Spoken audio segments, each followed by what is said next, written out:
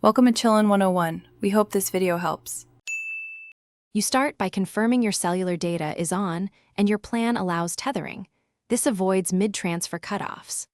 Once done, plug in or ensure battery greater or equal to 20% so the hotspot won't throttle, and temporarily disable battery saver because it can turn off background radios.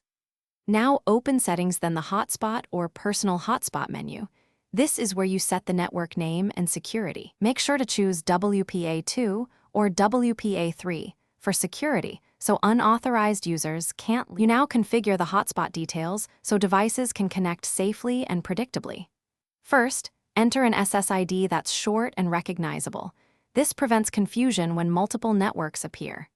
Next, select WPA2 or WPA3 encryption and type a password of at least 8 characters mixing letters and numbers because weak passwords are easy to exploit.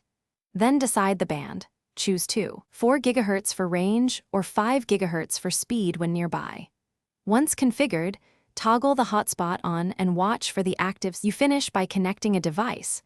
Open Wi-Fi, select your SSID, enter the password, and confirm it receives an IP address. This shows DHCP worked. If a device connects but has no internet, toggle the hotspot off and on, then restart your phone. If that fails, forget the network on the client and rejoin. For slow performance, move closer, switch to the other band, or check your carrier's data limits and APN settings, because throttling or misconfigured APN often causes no internet or poor speeds. Thanks for watching. Consider subscribing if we helped you.